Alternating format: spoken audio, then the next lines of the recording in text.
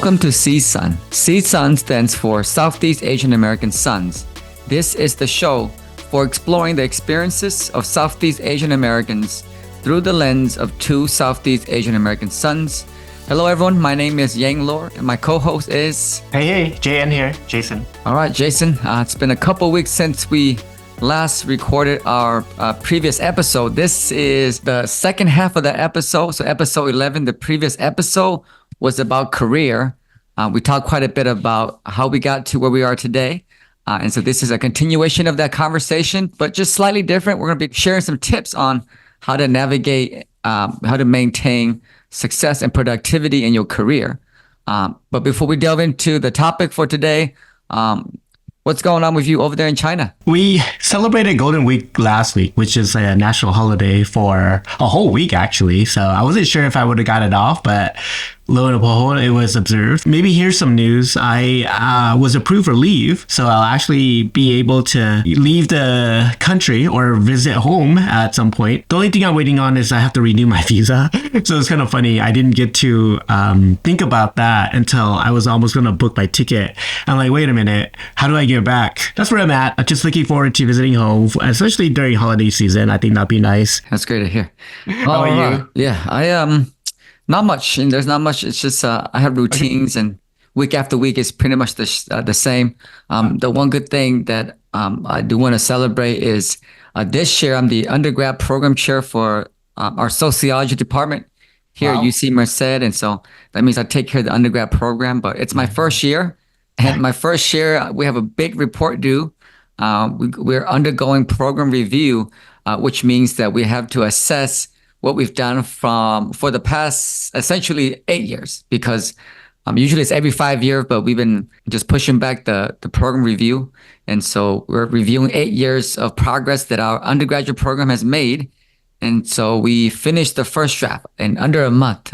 So something to celebrate. And then the next step is to have the full faculty take a look at it. And then hopefully by November, we can send the final report out, and that project or that obligation will be off my plate. So very excited about the progress we've made. All right, so let's shift on over to our conversation about careers. And so in the last episode, we talked about the different steps that we took to get to where we are today.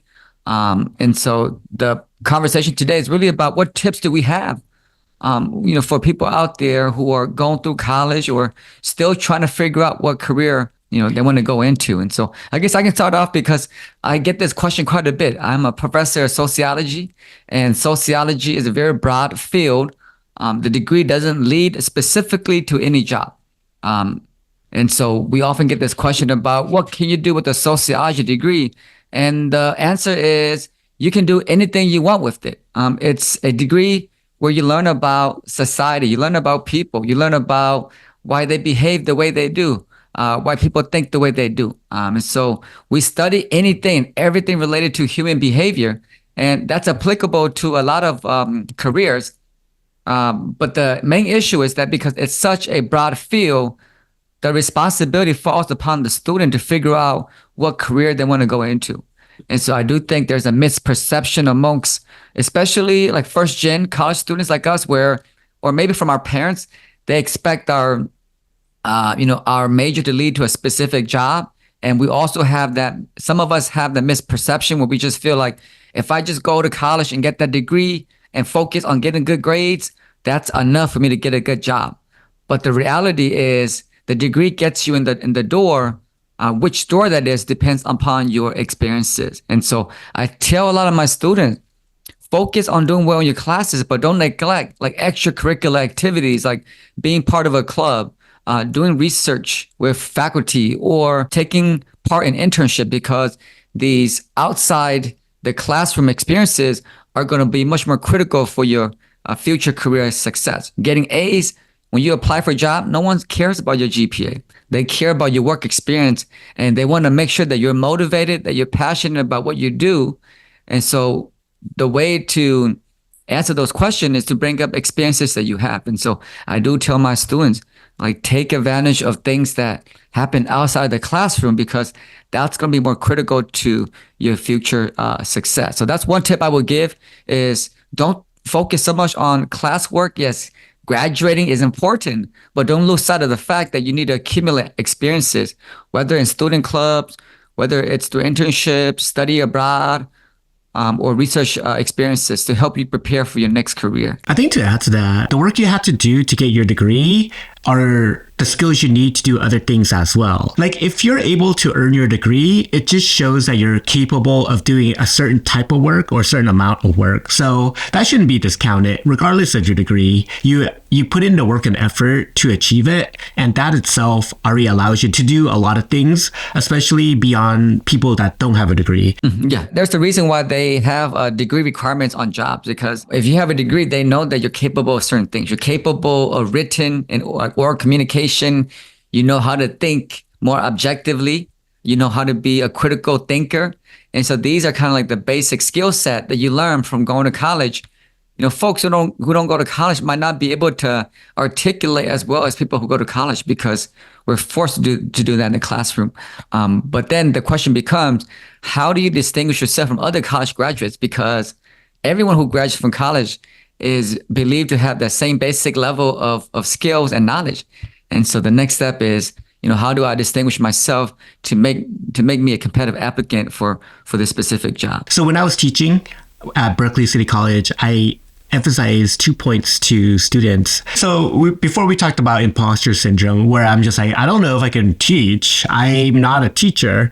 But at the same time, I thought, well, I do have skills and experience that I can share. And to the head faculty who helped hired me, that was more than enough. So I thought, wow, that's really great that I could actually teach based on just what I know instead of like being trained as a teacher. I guess people are trained as teachers. That's always my impression. But in any case, the point I want to emphasize to students that want to do film or media is that skills and experience are needed to do the job in media, but they can be acquired. And that's just a matter of time and work. So you don't really need talent in that regard, but talent does help. My first job in entertainment was theater in my community college, and I was able to do that for 2 years. And I liked it a lot because it was a live environment. So you have to deal with certain kind of pressure that you only get in that kind of environment. And that actually prepared me a lot for live recordings. So the next job I got after theater was as a media technician. So that technician job gave me a lot of skills. So I was more technical, working with a lot of equipment and gear. So video cameras, audio recording equipment, and all those kind of things. So that allowed me just to work with the gear, get my hands on it, make sure they work, fix any problems if they occur. And then the next job after that was after I graduated and I started the Stanford job, which was live recording. That one required both a degree and the skills and the experience I had. So it was almost like perfectly synced where I was able to get all those experiences and led me to that job. That job itself wasn't creative, so that's the only kind of drawback. And it's hard to get all the things you want, like, oh, my experience, my skills, and it's creative. To get something like that, you almost have to create it yourself. I just want to say that a lot of times these jobs weren't things people were thinking about when they were going to college. A lot of times in college, you do want to focus on your degree, and the social experience. And a lot of times you may not need to work. However, for people like me, like middle class, lower class, you need a job. But at the same time, even if you don't need a job, that job can give you some experience. And that experience is going to take you into directions you're not really clear about either. So those are some ideas about your experience before you need to get a job. You might look for opportunities that are already available to you, just places you may not be looking. Did you think about work when you were like doing a job? I know people intern and stuff at college, but I never got that opportunity. Yeah, I worked only because I got work study. And so I worked for the Asian American Activity Center. Yeah. I was on staff there for 4 years. I didn't even think about working, but I was always hanging out at the center. And so the director was like, if you're here, if you have work study, we can offer you a job. Because I think with work study, the federal government pays a significant portion of your wages. your employer only pays a small portion of it. And so even if they don't have an available job, they can make a job because, yeah, why not? Why not take advantage of that program? Well, that's how I started too. All my jobs were work study. It was great because it gives you opportunities that may not have been available. So here's a secret, and maybe it's an open secret, but if you get hired for one job, you're actually doing more than one job. You're doing at least 2 or 3 jobs.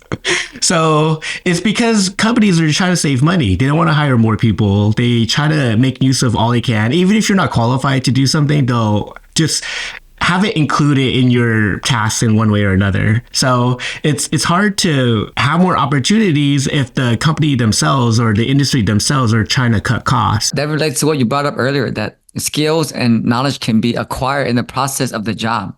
Don't feel like you need to be a perfect candidate to apply for that job. Apply for it. If you get it, then that shows you're qualified enough. But it doesn't mean that you are competent to fulfill all the responsibilities of that job. As you mentioned, some responsibilities are written, others are unwritten. And that means you have to acquire these new skill set as you work through this specific career. And you brought up the example of teaching. People hire us because of our expertise. They don't hire us because of our ability to teach. It's hard to assess somebody's ability to teach. And so what they're asking about is what experience you have. And, for you, Jason, you have a lot of media experience. And so that's sufficient for them to believe that you're competent. But you don't feel like maybe teaching wise, you're not at the level that you need to be. But things like that, you can't really acquire until you go through the process. And so we have to go through trial and error to be at a point where we're competent. And so without taking a risk, it's hard to learn any new skills. On that topic, let's talk about kind of productivity. Sometimes productivity is actually things you have accomplished. Sometimes productivity is how you feel. So, what are some tips you have that might be useful for the audience in terms of how do you, motivate yourself to doing your job or finishing tasks on time, completing projects, keep you on track? One thing I learned about motivation is that you don't wait for it. You have to do the task and then you'll get motivated. I think a lot of people think of it the other way around. They're waiting to be motivated and then do the task. That's a myth because how long will you have to wait? There's a saying, I have to look it up, but it's like in Japanese, if you want to start a difficult task, you start with the most simple part first and you just do that repetitively. Like if you want to start bench pressing, you start with the heaviest weight, you're going to hurt yourself and you're not going to be able to do it. But also it might discourage you from doing it because you feel like I can't do it. It's too hard. So if you at least start from the basic and you are consistent with it, you'll build that ability. As far as productivity, like specifically, I think what I do that helps me look at the big picture. You always want to understand like what is it you're looking to achieve. For me, my general goal is to be a storyteller in general. But you could do that in many ways. I feel like my direction is in media and film, and I could do that in screenwriting, or I could do that in directing, or I could do that in editing. So any task I have to do, I include that idea into that role. As long as I think about it and I keep it in perspective, I think I can maintain my direction. But as far as like any concrete things, I think you want to have the best tools you can acquire. So some tools are really expensive. So yeah, you're not going to be able to get it easily. But if you can at least invest in what it is you need, then at least that's one less barrier. Like when I came here to China, I had a laptop that was maybe 3 or 4 years old already. So I invested like, let's say $3,000 to get a computer I have now. But for me, that was an investment because I needed tools that made it easier to do the things I needed to do. Saving time saves money. So even though you need to invest the money up front, you save money on the long run. Also, your employer is saving some money if you don't have to take so long on a project. So if you have the initial investment to do it, then do that. But if you don't, then make do with what you have. It's just you might need to take more time, but hopefully that time is also an investment in developing yourself too. Yeah, I like the key aspects you brought up about, starting small. You don't want to try to do so much because sometimes that can be overwhelming, or sometimes you set up yourself for failure because you have such high expectations at the beginning and you're not even sure how to execute the plan, and you have all these things you want to accomplish within a certain number of days, and you just feel like you're not productive, and that feeling can actually drag you down. And so it's important for us to understand what the steps are, like baby steps, but be consistent. Do it on a regular basis, and then always remain focused on the long-term objective, so we don't lose sight of the long-term objective. Why are we doing these small things day in and day out, for what purpose? And you also brought the importance of investing in tools. I would just emphasize these things because I think they're so essential to productivity. I understand that each of us, we have to find our own ways to be productive. I think for me, the space is such an important aspect of my productivity, space and time. And so you have to recognize some people are morning people. I used to be a morning person. Sometimes I'm an evening person where I need to wake up early to get things done before I feel overwhelmed by just the busyness of life. Sometimes I need to wait till everyone goes to sleep and late at night where I'm able to kind of think freely. And so timing is essential, but also the place. We work a lot of hours from home now, and sometimes being at home is not the most productive space because you're up and about, you're moving. And so let's say I eat lunch, I go into my living room and I'm stuck there for 2 or 3 hours. Like I just get stuck there. And then unless I come back to my office is where I'm productive. There's less distraction. And so you have to figure out where are those spaces that encourage you to remain focused. I'm out there watching TV. And so even after the show is over, I feel like I'm still trying to find things to do. I'm like, I already have things I need to do. Let me just go back to my space. And once I'm in my space, like your mind, that habit kind of clicks in. And so I think the thing for productivity is you want to be in places at the right time so that you don't even have to think about what to do. Like your mind, your habit just kicks right in. Like you're in front of your computer, you pull up the document. It might take a while for you to get started, but you sit there long enough and maybe ideas will start flowing. So I always say time and space is very important. So you have to figure out these two variables and figure out your most optimal space and the most optimal time to be productive in your work. I mean, since we're on the topic of productivity, it's not that people are lazy. I feel like a lot of times we're struggling with thoughts and emotions that interfere with our ability to be focused, our ability to just go through with a task. And so this is the topic of mental health. What are some things that we struggle with that kind of interfere with our ability to, get things done or, just to feel like we're making progress? For me, mental health is something that I deal with. I prioritize it. As I mentioned before in our previous episode, graduate students have high rates of mental illnesses, depression, anxiety, because we are in a world where we're often judged. You're judged on how many publications you have. Your professors are always asking about your research progress. Your parents are always asking, when are you going to get done? And so there's a lot of people judging you, asking about outcomes. And so they don't understand the process. And so this can be very overwhelming because we're judged on our outputs. We often evaluate our self-worth based on output as well. How many articles have I published?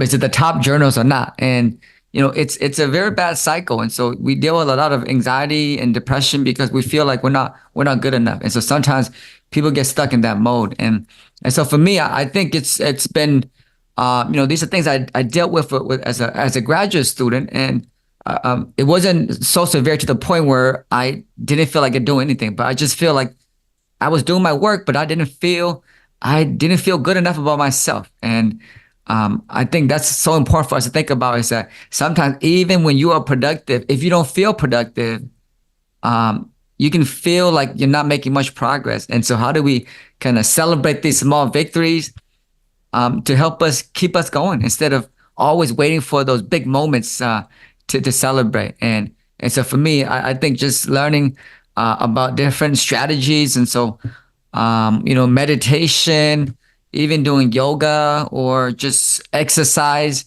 working out, journaling. So I utilize a lot of these things just to help me put me in the right mindset. So before I wake up, I'll journal a little bit. Before I go to sleep, I'll journal a little bit. It definitely helps with, making sure I have a healthy night of sleep, but also helps out with making sure that when I wake up, I'm in the right mindset to tackle the day's task. And so these are some of the strategies that I use, and I call it mental health, but we can also call it like productivity hacks. What do you do to prepare yourself to succeed? How about you, Jason? You have any hacks, or are there things that you have to overcome to even get to where you are today? Before I answer that, the term I was thinking of about the starting small, based in the Japanese concept, is Kaizen, or the 1 minute principle. So you can look that up. It's Kaizen.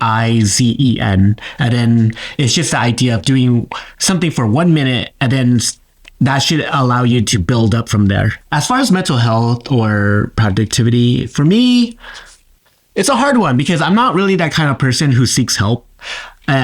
It's a bad trait, actually. I don't recommend it. But if you're like me and it's hard for you to ask for help, then I think the thing you kind of look for is self-cultivation. And that's what I do. I think that's why I get immersed in so many books.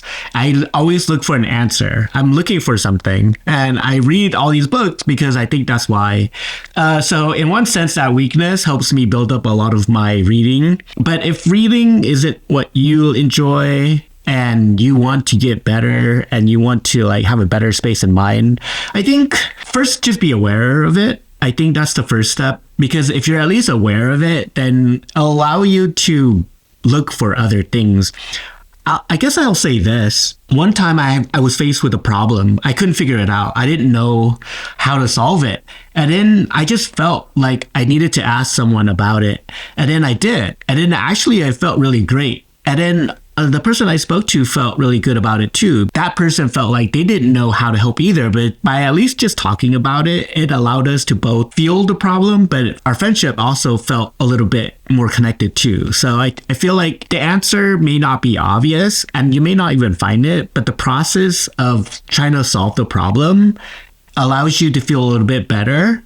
And you don't know what kind of results it leads to either. So for me, ultimately, I did solve my problem, but also the friendship was stronger too. Some things aren't obvious as far as how to get to the solution, but there are things that are already available to you that you didn't know you could utilize. But once you do, you get different kind of benefits that ultimately makes you feel better. Mm-hmm. Yeah, I think awareness is the first step for everything. And and I think that our conversation would be very different if we're, they say female Southeast Asian Americans, because, research has shown that it's harder for guys to talk about how they feel, or, and I feel the same way too. It's not like I'm talking to people about this stuff. I'm also in the same boat as you, where you kind of seek out resources. You hear things, you seek out resource, you experiment with different resources and see what works out for you. And so, and so that's what we're kind of advocating for, is if you're not the kind of person that is going to feel comfortable opening up to people, I think just for guys in general, sometimes we don't have those strong bonds where we can kind of really, share these emotions. And so, if you're aware that you're going through a difficult situation, awareness can at least tell you that you need to search out for resources. And so that's what we're advocating for. And I think even both of us, we do that to address some of the things that prevent us from being productive, or that get in the way of us getting to our own goals and objectives here. Any other tips you have for folks who are navigating a career or trying to, kind of get to the next stage in their career? Yeah. The one point I want to emphasize is avoid specialization. Specialization, at least in the media field, is when you just do one task repetitively. So specialization for me that I'm aware of currently would be editing in a certain way, because editing for broadcast requires a certain flow. It needs to be short. It needs to include certain points. And a lot of times you might get these points from your boss or from your colleagues. So you have a certain way you might do something. However, if you get too used to doing something in one way, you might think that's the only way. So I would say the best way to avoid falling into that trap is to work on many different things. So have your own pursuits along with working on different types of materials, and collaborate with others in different areas too. So what I enjoy a lot in editing is coloring, but I don't do a lot of coloring in my job just because it's not really required. However, I like to still keep up with that space and work on different kind of projects to do that work because I think it's still enjoyable, but also I want to maintain those skills. Also, if I don't get to do the thing I want to do, I at least find other ways to achieve it. So even photography, I'm not a great photographer, but I do enjoy it. And by working with the photos and processing, it makes me better. I don't get to do that as a profession, but I at least get to do that as a hobby or part of my skill set. So I would say that avoid specialization. And then in order to do that, you find other avenues to pursue it, your interests, so that way you can maintain those skills or build those skills, and then ultimately you have a better view of the field in general instead of just getting stuck in what you do. Sometimes creativity just means applying one way of thinking into a different space. To be innovative, to be innovative is often to break norms, because you're in a certain space and that space has certain norms of how you should act and behave and think. But if you have this other perspective that you bring into it, you help people see things differently from a different perspective. And whether it's in writing or whether it's with technology, that's what innovation is really about, is thinking about a problem from a different perspective or introducing that perspective into a book and having people think about issues differently and in a way that resonates with them. One thing I want to bring up is the crucial role of networking. A lot of people think networking is a very specific task. It's like, I'm going to go network. If you think of it like that, it's not going to sound very enticing. In one sense, everyone's out to meet somebody who will get them to the next step. So in one sense, that's what it is. So the way I would think about networking is that it can happen anywhere at any time. So if you think about networking as happy hour, then it's more enjoyable because you think about all the things that are available. You think of like the food and the drinks and the people. And networking can happen in different ways where you can go to an event and you weren't there to network, but once you start talking to people that have similar interests, then you just build these relationships. It allows you to build connections that leads to different things. So a lot of times people that are like-minded may not find a space where they can meet each other, but by going to, let's say, a community event or even a big organized event, if you find people you can talk to, then at least you're able to share some ideas and you don't know where those ideas will lead you. So I would say start with at least just events that you're interested in. When I first moved to San Francisco, what I was looking for was community. I didn't know where to find it, but I at least signed up to a lot of different listservs that list a bunch of events. And then by getting different events in my inbox, I was able to attend different things. What's interesting is the more events you attend, the more of the same people attend. And then once you start to see people attending multiple events that you notice, it's easier to approach them because it's not a pickup line, even though it might seem like it, but you're like, hey, I saw you at that other event. But you kind of notice that similar people attend similar events, and then you just get to talk to them. And then once you get to do that, then that allows you to communicate. So I feel like organizers are easy to talk to because the organizers, they like interacting with people. Sometimes they're just busy, but they're the easiest people to talk to. Like if you meet them and then you talk to them, then they can connect you with other people too. So it's not like you're out to connect, but because you're out to support, then you're able to connect. And I think that's a good thing because you are now in spaces that allow you to do that. Yeah, I think networking is difficult for groups from certain populations. If you're a first gen, you're from underrepresented population, you're from a lower class, low income, and we're not used to sharing our opinions or engaging in small talk. We want to be able to engage with people we know very well, and so I feel like we need to rethink networking in a way that it's much more inclusive, much more accommodating. I've been to so many events where the organizers, they don't even acknowledge you. They don't engage with you. And coming from my own perspective, somebody who doesn't really like networking, when I put on events, I try to make it inclusive. Inclusive by doing what? Try to get to know people, introduce people to other people. These are things that we can do. We might be the organizers now. And so how do we think about creating spaces where it's actually accommodating to people of different background. And so, we're always focusing on how can we network better, but how can organizers, whoever is listening, if you're organizing an event and you might have people from different populations that are underrepresented, do make sure that you acknowledge those populations, those individuals. If you find that there's new people at your events, those are the people. Don't just stick with the people that you see on a regular basis. If you're the organizer, you have an obligation to meet new people, to bring them into the circle, to make them feel comfortable. And so I think that's something that we can take and implement to make sure that people feel included when they come to these networking events. All right, so to our final topic for today, it's about balance. So how do you find balance? It could be balanced a number of ways. Maybe balance, I have a family, so for me, it's like work and life balance. Maybe for you, Jason, it's a balance in a different way, balance between work, but also being able to rest. Balance is like work and rest. And I think for me, it's balance is there's multiple identities that I juggle. And so how do I balance all these identities? Like I'm a professor. I'm also a husband. I'm also a parent. I'm also like a mentor. And so there's many things we have to juggle. And so you want to take it on first to see how you balance things out, or have you figured out the key? Yeah, balance is a hard one because, so in one sense, we have a job because we need to work, and we need to work because we need to earn money. So it's not like we want to work, it's just we need to work. So if you need to work, how do you make it enjoyable at least, or a place you are able to get up and go to every day?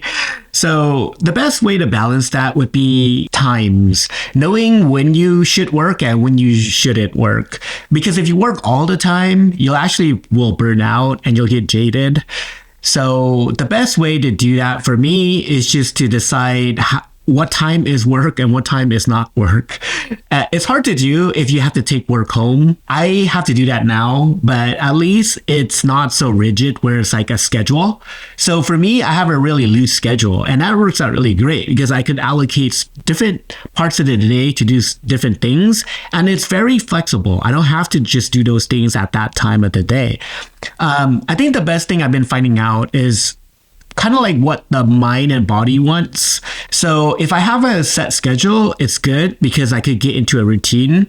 But if I don't do that routine every day, it's okay too, because I can at least fit it in at different times. And as long as I achieve the thing I want to do in that day, I actually will feel fine about it. I think the key note here is setting boundaries. So just set boundaries of what work is and where it's going to take place and how much time it's going to take. So as long as you can do that, then you'll be able to have a better balance. Because I think the danger with, like, let's say smartphones and electronic communication is that your work has access to you 24 hours a day. But I don't know if you have this ability, but if you can, just say, well, I'm off the clock or something like that. Or if you're on a clock, are you getting compensated for it, even if you're not at work? So I would just say those are the ideas. Yeah, I feel like certain industries have different boundaries for what's work and what's life. If you are a business person, you might need to be on call 24/7 because of the nature of your business. And so I think these are advice that might be specific and unique to your industry as well. But I do think that there are general tips that you've already shared some, and I guess I can also share some as well that might be applicable. I think we want to think about balance in terms of like an overarching goal, not a day-to-day thing. Like, am I balanced today? Did I stop answering email after 5? Because I do believe that sometimes, some periods of the year, there's not going to be balance. Like I have a major report due for this whole month. It's like, there's no balance here. But communication is important. If you have people that depend on you, you communicate, you make arrangements, and that's what's important. And so I like to think of it as a kind of a large, a yearly thing. It's like like throughout the year where you balance and not a day-to-day balance thing. Just because I feel like sometimes we got to sacrifice balance for certain things. And I am of the belief that if you want to achieve great things, sometimes balance is not something you seek, because when you are seeking to achieve extraordinary things, it's going to require extraordinary amount of efforts. And a lot of these, I read a lot of books about extraordinary people, and there's no such thing as balance for them. But for the majority of people like us, where our job is not our life, then we need to seek balance. Other people, their job is their life because they're trying to create the next big thing. They're trying to bring about social change.